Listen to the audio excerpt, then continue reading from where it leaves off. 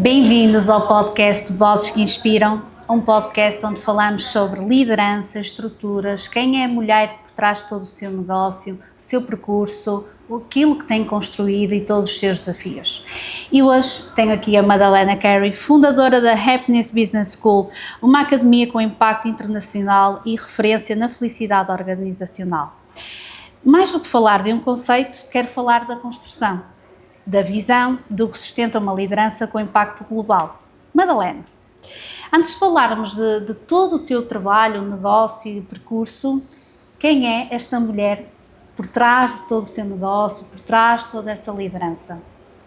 Olha, Cia, obrigada pelo convite. Não planeámos nada, portanto todas as perguntas são realmente surpresas e eu gosto destas perguntas que me fazem a mim própria refletir. Interessante que disseste, vamos falar da construção, e eu acho que a Madalena é uma pessoa que gosta muito de construir e de criar. Eu há bocado no corredor dizia que eu acho que não fui feita para repetição e, portanto, eu tenho muito este espírito empreendedor de pensar, desenvolver, criar e depois então formar a equipa para que possam manter e eu então almejar a novas ideias. Mas acima de tudo é isso, acho que sou uma pessoa que pensa fora da caixa, ou pelo menos muitas vezes me dizem que tenho ideias assim um bocadinho diferentes, gosto de olhar para o mundo com curiosidade, e tentar perceber o porquê das coisas, portanto também sempre fui muito questionadora, não sei se isto é uma palavra, em casa sempre fui conotada um bocadinho como a rebelde, que na altura tinha um tom negativo, eu hoje acho que já aprendi que se calhar é um talento, mas sim, acima de tudo acho que sou uma pessoa empatia QB, acho que às vezes também tenho um bocadinho um quê de assertividade e de tough love para com as pessoas à minha volta. Dizem muito que eu tenho um padrão de exigência grande, embora tendo esta cara de miúda, simpática, mas acho que empatia com esse querer que as pessoas deem o melhor de si, acho que é o que me define a mim como pessoa e líder, mas acho que também sou muito generosa, gosto de pensar que sim. Estavas a falar e eu estava a lembrar-me que eu adorava filosofia e o que é que olho para ti e faz-me lembrar um bocadinho também de mim, que é a buscadora, não é?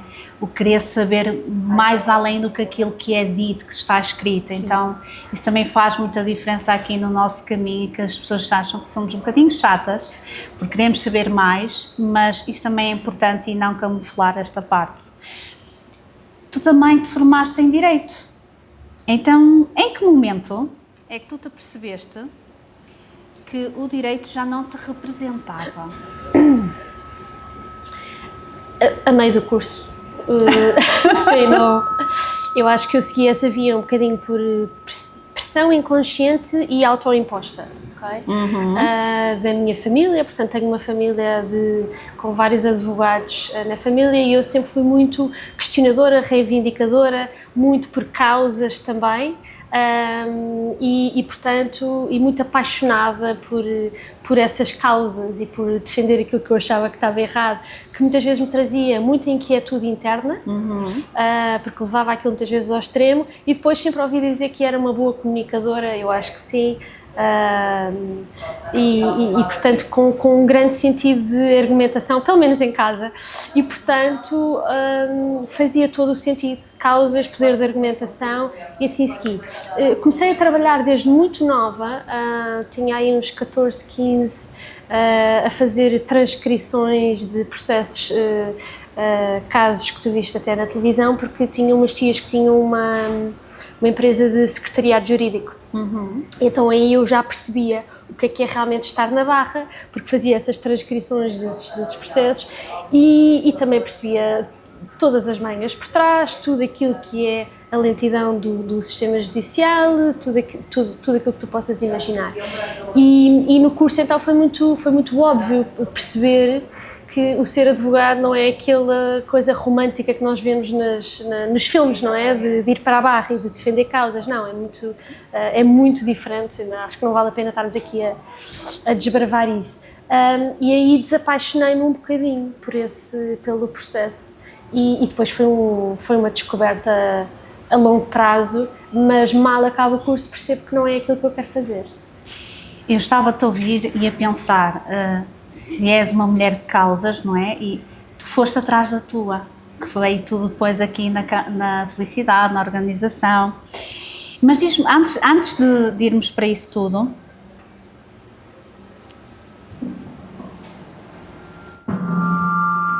eu vou ter que voltar a... Isto corta, que vale é que isto corta?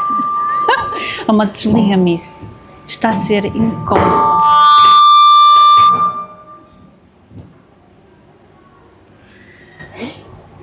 Que vale é que dá para cortar? Sim.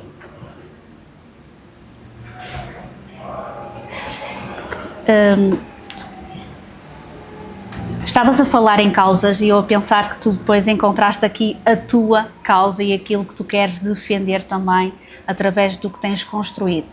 Mas antes de falarmos sobre isso, que sinais é que mostram que tu quiseste realmente construir algo que tu defendias? Quando foi assim esse momento? Foi mais tarde, não é?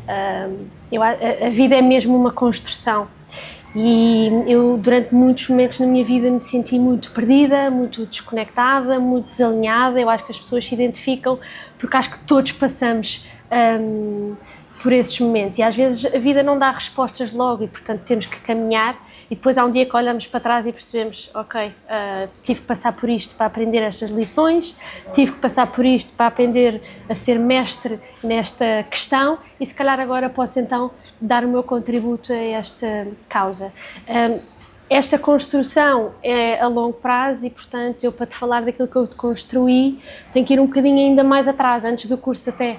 Portanto, eu fui uma criança que fui diagnosticada com depressão desde os 10 anos de idade, visitei todo o tipo de terapias que tu possas imaginar, que a minha mãe passou ali algumas dificuldades comigo, abriu-me várias portas para eu me tentar compreender, tentar perceber porque é que eu não me conseguia sentir bem e depois com a adolescência trouxe outros desafios. Mas como eu te disse há bocado, como eu trabalhava, há um dia que eu sinto assim uma sensação enorme de abismo e senti que tinha que fazer algo que me atirar completamente para o desconhecido e ver o que é que a vida me trazia. E nesse dia resolvi marcar uma viagem para o outro lado do mundo, sem volta, e só depois é que disse à minha família que foi o cabo dos trabalhos. Mas lembro-me de lá chegar e pensar, vou agora tentar perceber e estudar por mim própria, não é? Porque até ali as consultas tinham-me sido todas pagas. Estudar por mim própria o que é que se passa aqui dentro que faz com que eu não consiga sentir bem. E há um caminho de descoberta, de desenvolvimento pessoal, paralelamente ao desenvolvimento profissional, porque depois lá encontrei trabalho e comecei a trabalhar, mas perceber, estudei coaching, programação neurolinguística, psicologia positiva, saúde mental, tudo aquilo que possas imaginar e comecei a aplicar algumas coisas e lembro-me de voltar a Portugal e as pessoas pensarem, ela está mais plena, algo se passou. Então eu era o reflexo do meu próprio trabalho e daquilo que hoje em dia ensinamos. Paralelamente no meu mundo profissional, encontrei culturas de trabalho muito boas, mas passei por uma extremamente tóxica. Portanto, eu era imigrante lá, não é? E portanto tiraram alguma vantagem dessa situação e, portanto, eu experienciei o que é viver num país como a Austrália, neste caso, com, na sua maioria, culturas de trabalho incríveis, mas passo por uma situação inicial muito tóxica, que me levou a ficar doente e a despedir-me passado 1 ano e meio sem qualquer plano B, ou seja, queria dizer que eu tinha que sair da Austrália, isto tem a ver com questões de vistos, acho que não vale a pena estar aqui a... E, portanto, quando volto a Portugal, eu junto um bocadinho estes pontinhos todos e começo a ajudar. As pessoas achavam que eu estava mais plena, porque essa situação tóxica já tinha passado, e começo a receber pedidos de ajuda para otimizar a vida das pessoas. Uau! E nesse processo, eu começo, ok, vou experimentar isto. Se começam a ser tantos os pedidos, alguma coisa se calhar acham que eu tenho para oferecer, vou-me desafiar aqui, tentar estruturar este caminho com as pessoas, e é aí que eu percebo que as pessoas... causa. A minha causa. Aí é que eu percebo a minha causa e que refletiu tudo aquilo que eu passei, que era as pessoas estavam profundamente infelizes, não apenas nas suas vidas, mas no trabalho também. E aquilo que eu percebi é que muitas vezes o trabalho era a fonte primária de descontentamento, insatisfação, depressão, esgotamento dos meus clientes. Eu pensei, há algo que aqui que não está a ser trabalhado. E depois tu aqui tens duas vias. Nas empresas, estas empresas podem e deveriam ter a responsabilidade de fazer com que as pessoas sejam felizes e o ambiente seja propício a esse bem-estar para uma maior performance, mas por outro lado também vês empresas a fazerem mais e melhor e as pessoas a queixarem-se e a olhar para o que falta, que era eu a crescer. E portanto há estes dois ângulos e estas duas facetas que têm que ser trabalhadas em conjunto. E é aí que eu me apaixono pela causa, porque sim, esta foi a minha maior dificuldade a vida toda. E sinto que cheguei ali a um ponto de maestria que achei que poderia dar um contributo positivo ao mercado. Tocaste aqui num ponto importante, que é, às vezes, a empresa é o fruto também da pessoa que está a liderar. E aquilo que tu fizeste, porque ninguém na ação, sempre na ação, consegue tomar decisões novas, criar algo novo. Então é saber parar, também trabalhar aqui a sua liderança interna, porque eu não acredito que as pessoas vão liderar fora e com a vida por liderar cá dentro.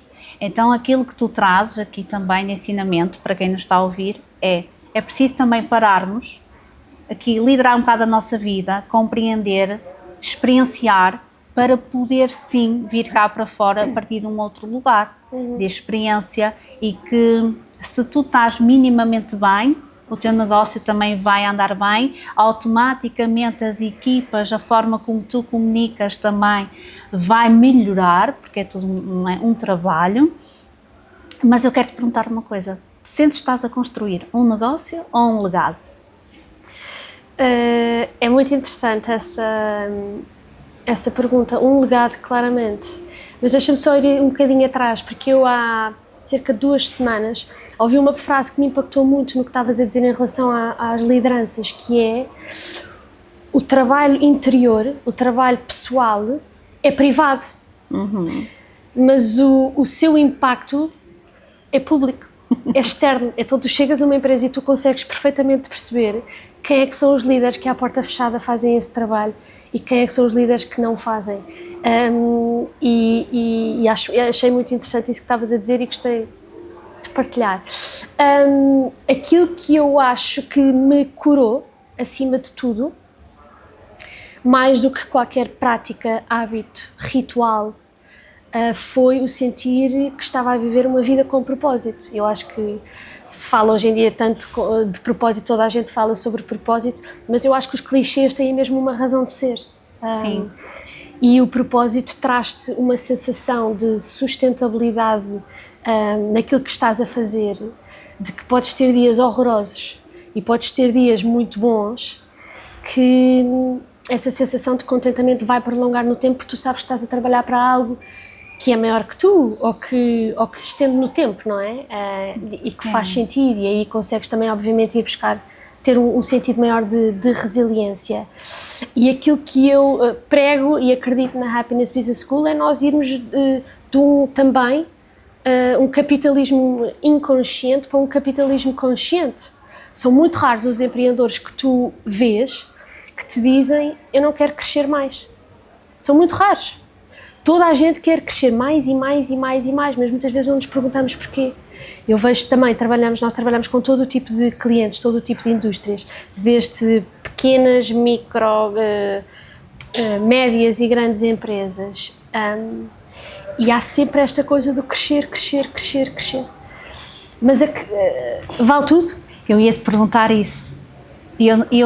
A parte do crescer, eu troco muito por expandir. Mas expandir, até que preço, não é?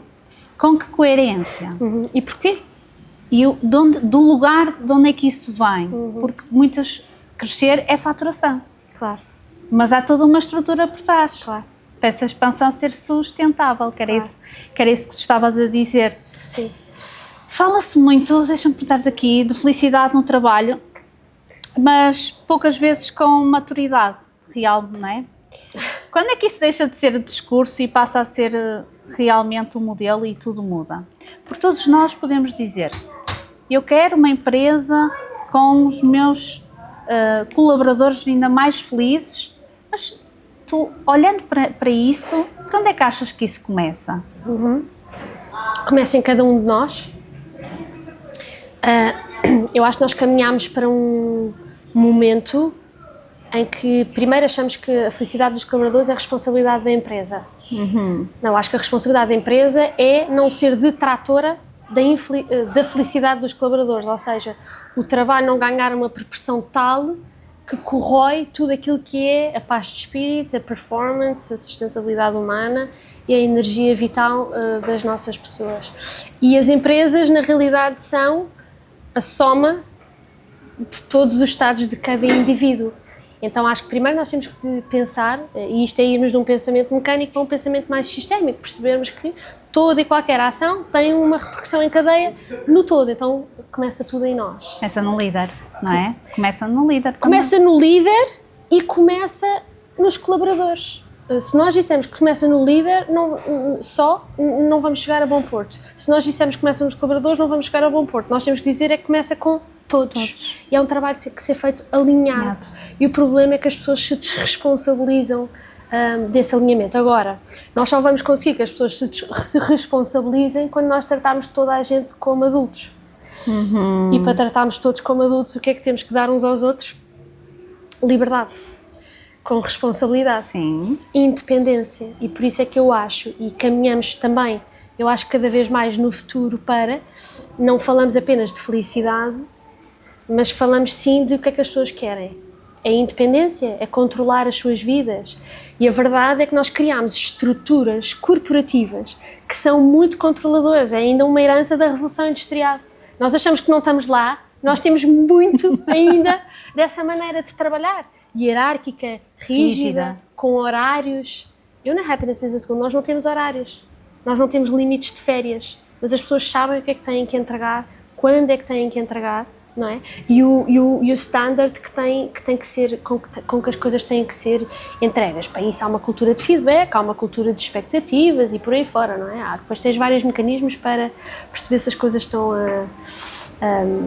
a ser entregues com a exigência e com a performance que se quer. Mas acima de tudo o que nós temos que criar é uma cultura de sustentabilidade humana e eu acho que as novas gerações vieram bater com o pé porque elas não apenas estão desmotivadas e com falta de envolvimento no local de trabalho, elas estão silenciosamente a demitir-se das estruturas corporativas como nós as conhecemos.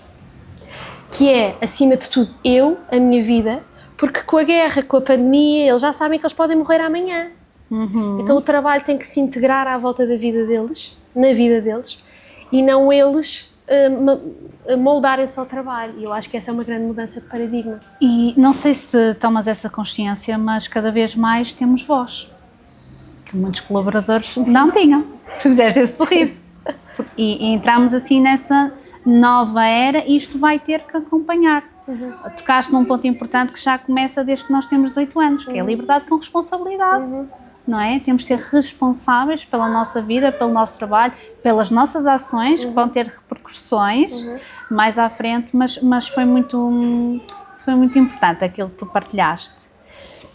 Ia-te perguntar, qual é o custo invisível das culturas desalinhadas? Quando sentes que há este desalinhamento, qual é assim o custo que tu vês a acontecer? O que é que realmente impacta negativamente? Olha, nós temos... Escolha um ou dois. Sim. É que as pessoas não se apercebem, mas na realidade nós criarmos uma cultura que seja sustentável, e quando falamos de felicidade e bem-estar, falamos de sustentabilidade humana. Nenhum atleta de alta competição consegue manter uma performance prolongada no tempo se não descansar. Não é? Portanto, é literalmente isto. As pessoas descansam, as pessoas conseguem ser mais produtivas e temos estudos a gritar por nós há muitos anos, só não vê quem quer.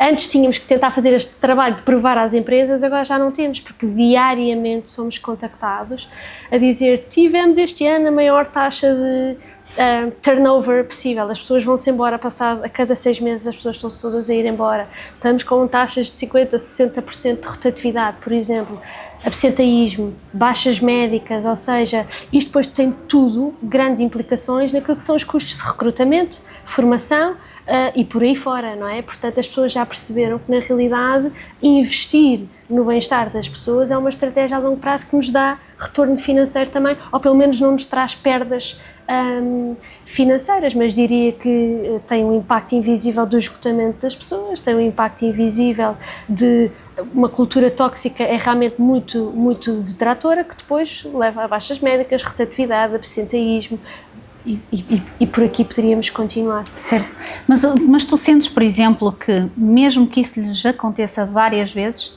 ainda há líderes que mantêm tudo como está? Ou já há mais procura de eu preciso de ajuda para trazer aqui uma mudança, porque isto tomei consciência de que não está a funcionar, não é sustentável? Há cada vez mais líderes a procurar, pelas razões certas. Há cada vez mais líderes a procurar pelas razões que eu também não considero que não são as mais certas, mas porque também já não sabem o que é que hão de fazer, até porque especialmente as novas gerações vêm com uma maneira de trabalhar completamente diferente, eles precisam de mão de obra e às tantas é como último recurso, tentem-nos aqui ajudar. E depois há líderes, que também te digo, que estão ali quase à espera da reforma e, portanto, também não estão muito para se chatear, vamos dizer as coisas como elas são. Sim. Portanto, eu estou aqui a picar o ponto, eu daqui a 2 anos já não estou aqui, a coisa funciona, até dá lucro e não interessa o veículo através do qual dá lucro, que é as pessoas não estão bem e, portanto, aí há uma falta de consciência maior, mas diria-te que ainda temos um bocadinho de tudo. Temos um bocadinho de... Isso tem depois impacto, na verdade, ou positivo ou negativo, porque se pensarmos bem, eu estava-te a ouvir e a pensar, são as pessoas que vão fazer a expansão acontecer, são os colaboradores que lá estão. Há um conjunto, eles estão a dar o trabalho, a fazer, claro que há ali uma liderança, mas é esse cuidado que devemos ter com os colaboradores, neste caso, porque realmente são eles que fazem e mantêm e sustentam toda também a empresa, não é? Sim. Eu acredito muito nisso. Olha, eu trabalho muito com mulheres que já têm assim resultados e, como eu partilhei também, mas sentem que a estrutura deixou de acompanhar essa fase em que vivem. Se pensarmos agora assim, se largarmos um bocadinho agora a parte, né, da organização de empresas, do masculino, mas pensamos também aqui nas mulheres e também podes-te rever nisso. Tu achas que as mulheres ainda sentem necessidade de provar mais? Sentes que elas ainda sentem essa necessidade? Imagina, também há mulheres que acham que para liderar nós temos que estar no masculino. E eu sou a defensora de que nós, mulheres, podemos liderar vidas e negócios no nosso feminino. Sim. Claro que nós temos o masculino e o feminino e ativamos ali um bocadinho, mas há mulheres que ainda estão no lugar que não devem estar. Eu não te sei dizer se acho que as mulheres sentem que têm que provar. Vou-te falar pela minha experiência enquanto mulher. Eu senti que tive que provar muito. E quando eu lancei a Happiness Business School, fundei, era mulher, miúda nova, tinha tudo para o descrédito, no meio absolutamente dominado por homens da velha guarda, de fato e gravata.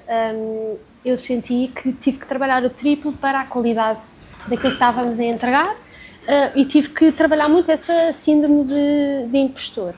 Provado o conceito, tenho estado a fazer um grande trabalho eu própria de abraçar mais a minha energia feminina, porque também sempre fui muito de ação e há uma altura na vida que eu percebo que estou com muita energia masculina, mas em todas as áreas da minha vida. E isso teve um impacto muito grande, pessoalmente e profissionalmente também. Daquilo que são os nossos clientes, eu não sei como é que as mulheres se sentem, mas eu consigo perfeitamente observar e obviamente não vou dizer nomes, mas, por exemplo, acabámos este ano 2 grandes projetos, vários projetos, mas 2 grandes projetos que tinham essas empresas com CEOs mulheres. Ambas as empresas eu diria que tinham mais de 3.000 trabalhadores e uma delas tem uma mulher com uma energia masculina muito elevada e há outra que tem uma energia feminina muito e masculina muito equilibradas. Eu posso dizer que esta foi aquela pessoa com quem eu mais gostei de trabalhar, que a empresa lhe reconhece um respeito brutal, a empresa está em muita harmonia e a outra, a empresa está num caos brutal. E, portanto, eu acho que agora... Eu nunca tinha pensado nisto, isto está-me a ocorrer agora. E uma foi muito difícil, por exemplo, de ter em sala e em reuniões e de chegar ali a um ponto que fizesse sentido para todos. E é um ponto de transformação. E na outra foi muito fácil. Então, para mim é muito óbvio ver quando os líderes assumem as suas energias, têm as suas energias equilibradas, estão alinhados com aquilo que é a sua essência, porque isso tem mesmo um impacto nas suas equipas. Tocaste aqui um ponto importante, que quando nós estamos no lugar errado, naquela energia muito masculina, ela vai afetar a nossa vida e muitas vezes as nossas relações, porque homem é homem e a mulher é mulher. Então essa energia masculina obviamente que abala estruturas não só de organizações, de empresas, de negócios, mas também familiares. Sim. Então é importante nós também trazermos, e eu falo muito disso, mesmo quando escrevo artigos para revistas, eu falo num podcast, é importante nós liderarmos o nosso feminino. E eu vejo que agora também muitos líderes masculinos, não é, os homens, até procuram um acompanhamento e uma visão e um olhar mais feminino, porque realmente sentem que faz toda a diferença dentro dos seus negócios. E quando eu falo de negócios, pode não haver necessariamente uma empresa, pode ser um empreendedor, mas que sentem que esse olhar faz toda a diferença. E nós somos geradoras, nós somos umas mulheres e geramos vidas, negócios, projetos, sonhos. Então eu acredito, e eu sou muito feminina. És. Sou mesmo muito. Eu estou a trabalhar muito na minha energia feminina, mas depois é engraçado porque tudo se cruza no desenvolvimento pessoal também. E naquilo que é o teu autoconhecimento, mesmo da tua criança interior. Eu acho que as pessoas esquecem-se que este trabalho é muito importante. Eu sei desde miúda o porquê de eu ter posto o chapéu de energia masculina, sei perfeitamente, no meu lugar com os meus irmãos, daquilo que era expectável do meu pai e por aí fora. Se todos nós fizéssemos este trabalho, nós tínhamos culturas de trabalho não mais positivas, mas mais saudáveis. E mais conscientes. E mais conscientes. Eu acho que sim, acho que sim. Mas assim, também nunca largaste a nossa criança interior. Por exemplo, essa criança que vive em ti e vive em mim é aquela ainda buscadora, porque é curiosa, ela quer saber mais. Não. E aprendes a pôr ao serviço daquilo que tu queres as tuas diferentes energias, o teu talento e por aí fora. Eu costumo dizer que nós temos que tomar decisões e os adultos é que tomam decisões, não são as crianças, não é? E isto é importante passar aqui para fora, porque as crianças fazem aquilo que gostam e os adultos fazem aquilo que têm de fazer, não é? E as crianças não tomam decisões difíceis. Eu ia-te perguntar, o que é que distingue uma líder madura de uma líder reativa? Olha, eu era muito reativa. Eu tenho uma natureza muito impulsiva e muito reativa. Posso dizer que hoje pode estar a cair o mundo que não me chateia. É uma mudança. Foi um caminho. Eu acho que hoje não há problema que não se resolva. Sim. E solução a que não se chegue. E que não tem solução está remediado. Mas isso é um músculo que se treina. Mas acima de tudo é isso, é perceber, primeiro, no que toca a pessoas, eu uma vez ouvi algo que me ajudou bastante e que eu carrego para a vida inteira, que é, as pessoas não nos fazem coisas, as pessoas fazem coisas e nós sentimos. E nós sentimos de acordo com aquilo que são as lentes pelas quais nós vemos o mundo. E eu posso ter umas lentes muito diferentes das tuas. Sim. E, portanto, a mesma situação pode ser vista e descrita de maneiras completamente diferentes. Então, eu tento sempre distanciar aqui, trazer para fora do peito qualquer personalização das situações e depois tem tudo a ver com regulação emocional. Eu acho que aquilo que nós líderes temos que fazer e cada vez mais é treinarmos o nosso sistema nervoso, mas acima de tudo também treinarmos o nosso coração. Uma vez ouvi isto, treinar o coração, e eu, mas o que é que esta pessoa quer dizer? E hoje em dia faz-me todo o sentido. Sim. Treinar para a bondade, treinar para ver que se calhar o outro tem uma narrativa da história que para ele faz sentido, mas para mim não faz, mas é a verdade dele. e também não temos de tentar a provar nada.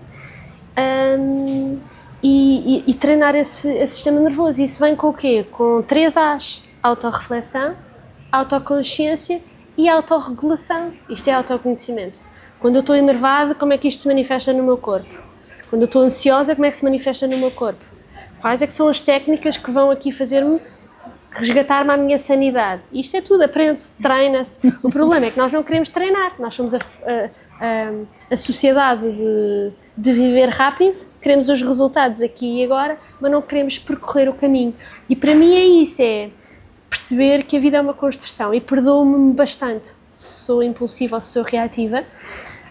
Sou muito rápida ou a pedir desculpa se tiver que pedir, mas a perdoar-me a mim própria, que antes não era, que é, eu lidero ainda por cima uma Happiness Business School, eu não posso portar-me assim. Não, eu posso, porque eu também sou humana e eu também estou a aprender, e eu vou estar a aprender até para sempre, não é?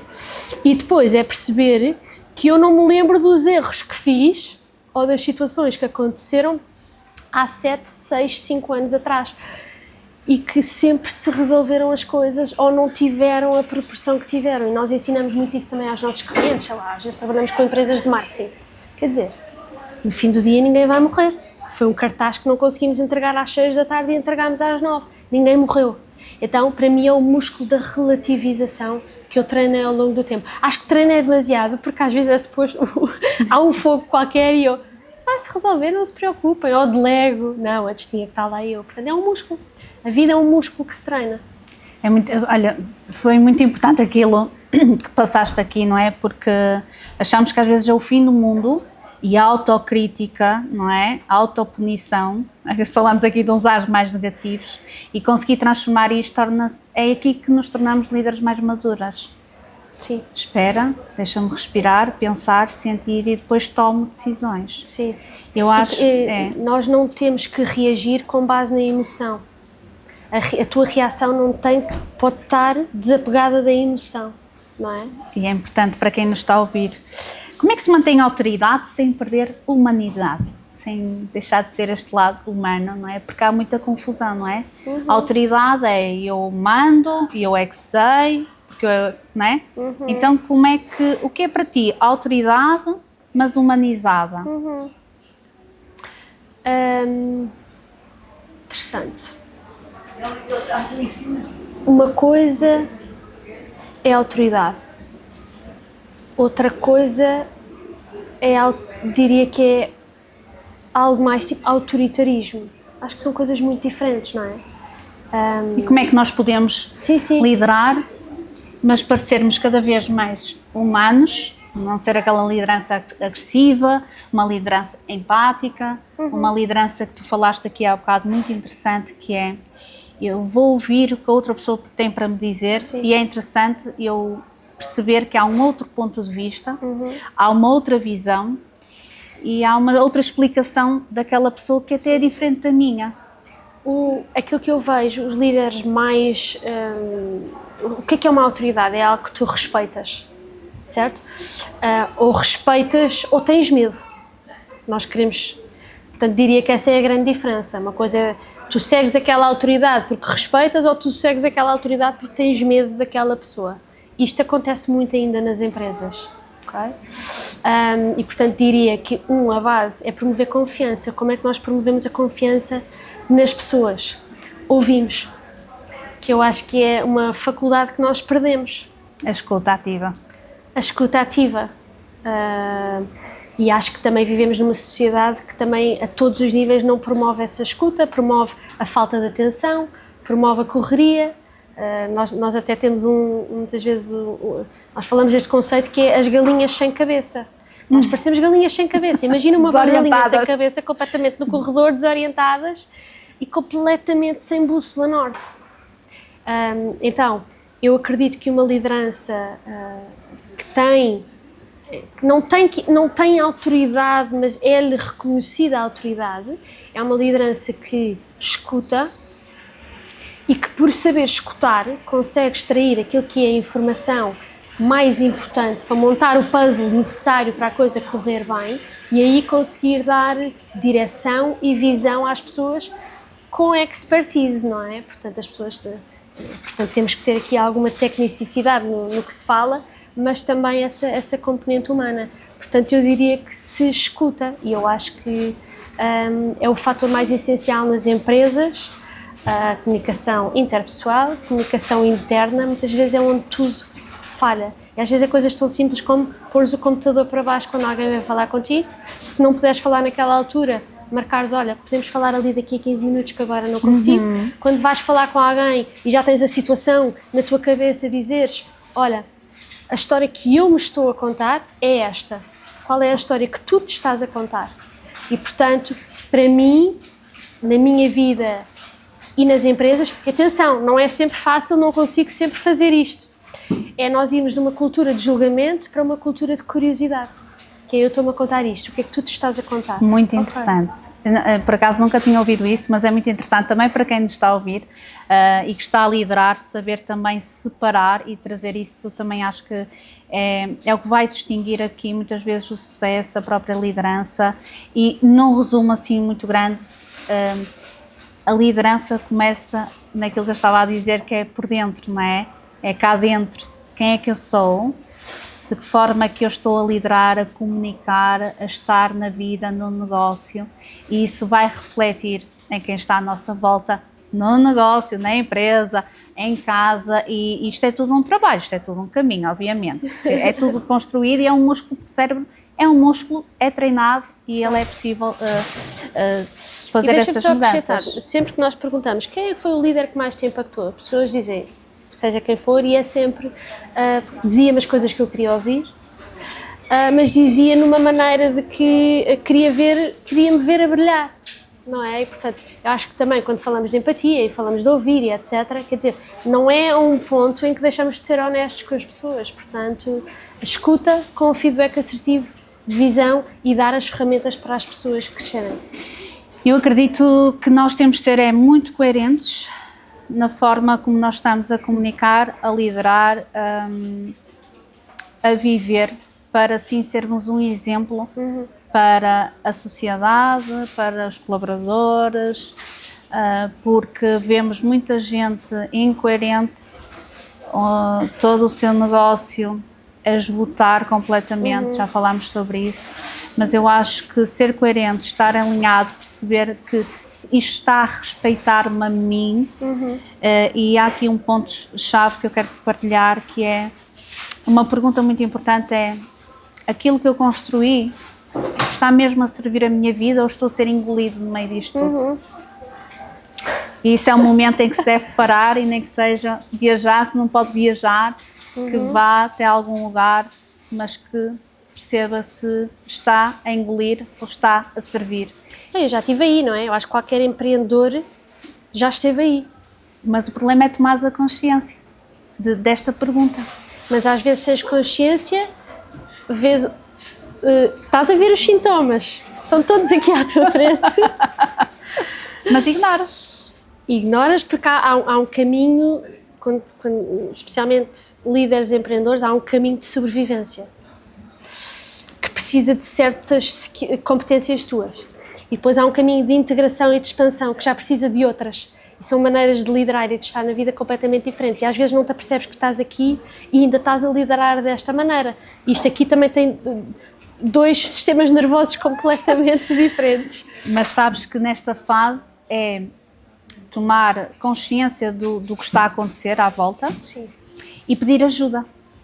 Sim, e a vida ou vai-te dizer, ou vais conseguir pedir ajuda, ou a vida vai falar contigo ao pontapé. E portanto, e que foi o que aconteceu comigo. É uma escolha. É uma escolha. É uma escolha e é uma decisão. Será que vou esperar que isto tenha impacto na minha saúde mental, física, ou até dentro do meu relacionamento? Ou vou a cada fase, de 2 em 2 anos, 5 em 5 anos, questionar-me, ao final de um ano, como é que está o meu negócio? Sim. Quais as decisões que são para ser tomadas ou que não foram? E fazer eu acho que isto é muito, muito importante para quem não está, não sei se concordas, mas eu acho que é algo que temos que olhar. Eu faço isso todos os anos. Chego ao final e penso. Eu estou sempre há uma pessoa que trabalha comigo, que é a Rita, que ela diz, tu estás sempre em fases, não é? E eu estou sempre em Estamos fases. sempre. E estou sempre em reavaliação. E a verdade é que eu tive aí muitos anos. E houve uma altura que eu própria disse à minha equipa, eu não aguento mais. Eu tive um esgotamento, eu tenho 36, vou fazer 37 já para a semana, acho que é já para a semana. Aos 31, eu tive um esgotamento brutal, porque também lancei 2 bebés ao mesmo tempo, que foi a empresa e o meu primeiro filho, e depois estás constantemente. E houve uma altura que eu estava completamente sugada pelo negócio, pelas operações. Aí está. Completamente sugada. E eu tive que depois parar. E parei durante, diria que 1 ano e meio de estar na entrega. Eu pensei, eu não tenho um negócio, eu criei uma prisão. Aí está a diferença entre a liberdade Exatamente. e um negócio que sirva à nossa vida. Exatamente. Eu vou deixar só este exemplo para fecharmos também, que é, nós temos que olhar para o negócio como a nossa casa. Muitas vezes nós pensamos que nós é que temos de servir a casa. Não, a casa sim, tem que ser funcional e construída para ser sustentável e funcional para nós. Não podemos ser escravas dela. E o negócio é igual, é ser construído para que se torne sustentável e funcional também para nós. Claro. E isso faz toda a diferença. Madalena, como o podcast diz, vozes que inspiram, através da tua voz que inspiram, e hoje ficou claro que a felicidade no trabalho não é suavidade, é um caminho, é um trabalho também interno e externo. Se esta, e para vocês que se esta conversa trouxe assim mais consciência, mais clareza e que seja um momento de vocês não esperarem, mas tomarem decisões, fazerem estas autorreflexões, porque realmente tudo isto tem impacto em todas as áreas da nossa vida. Então, através da tua voz, qual será a mensagem que tu queres deixar para quem está a construir o seu legado e que tu sentes que tu já passaste por alguma fase e que ao passares isto também, cortas ali um bocadinho, fica um bocado encurtado aquele caminho, que será um bocadinho mais fácil. Uma mensagem para quem está a construir o seu legado. Sim, para quem tem um negócio, para quem está a empreender, tu Sim. sentes que... Eu diria que eu tive que fazer isto a meio, que era definir o que é que para mim era sucesso e construir à volta disso. E como não fiz isto no princípio e construí à volta disso, o que tive que fazer a meio do caminho foi o que é que para mim é sucesso e eliminar tudo aquilo que não me servia. E pôr-me a mim e o meu talento maior onde nos ia dar mais expansão. E portanto diria que não é que negócio ideal é que eu quero ter, mas que vida ideal é que eu quero ter e construir um negócio à volta disso. Mas para quem está a construir, eu diria que nós fundadores, só conseguimos chegar à expansão quando o negócio não depende inteiramente de nós. Nós somos simplesmente as pessoas que posicionam as peças perfeitas no puzzle para fazer acontecer. Porque inovação, criatividade, desenvolvimento de negócio, isto é tudo um tipo de cérebro que precisa de tempo, precisa de liberdade e precisa de visão macro, é quase como se fizéssemos um zoom out. Então, se nós estamos completamente lá enfiados, nós não vamos conseguir ter essa visão. Portanto, eu percebi que precisava de ser essa bússola norte e não estar na operação, e tudo fez sentido. Mas vida primeiro e trabalho depois. Talvez este seja assim um sinal que a vossa liderança está a pedir um próximo nível muito mais consciente, mais decisivo. Eu acredito muito aqui nas decisões, porque eu falo isto, e não sei se sou fundadora desta frase, mas negócios fortes são sustentados mesmo por mulheres mais inteiras, que é tudo a funcionar alinhado a esta mulher, neste caso mulher, no teu caso tens homens, mas no meu caso tem mulher, mas falando de ti, tornando que é uma construção e que há fases que vais precisar de redesenhar, alinhar, expandir naturalmente, porque são fases, mas que tu no final digas, eu estou muito mais inteira com todas as decisões que eu tomei, com o negócio que eu tenho neste momento. E liderança é decisão. Eu falo muito isto, que é decisão. Obrigada. Deixa-me só partilhar aqui, porque eu, uma altura, percebi e eu sentia que o próprio negócio estava estagnado há uns anos. E depois vim a perceber, eu estava tão na operação, que eu energeticamente bloqueava vendas, etc, etc, etc, porque eu sentia que aquilo me ia sair do pelo de uma maneira que eu não queria. E então eu boicotava-me, eu acho que energeticamente a mim própria. A partir do momento em que está toda a gente no sítio onde tem que estar, então é tipo, bora lá, podemos escalar ao máximo, expandir ao máximo, porque nós temos os recursos certos nos sítios certos e energeticamente ninguém se bloqueia. Eu sei que parece coisa de guru de falar de energia, mas eu acho que já Einstein dizia, tudo na vida é energia. Yeah. E quando essa está alinhada, as coisas fluem e é muito importante. Mensagem boa. Obrigada por teres vindo, Madalena, por a tua voz poder trazer um novo nível de consciência do que é uma liderança, onde é que ela começa, o percurso, as tomadas de decisões, e será muito importante para quem nos está a ouvir. Portanto, pega nesta conversa maravilhosa, inspiradora, produtiva e toma a decisão que está aí guardada para que a tua vida e o teu negócio sejam sustentáveis, funcionais e que sejas uma mulher muito mais inteira. Obrigada. Obrigada. Um beijinho. Ai.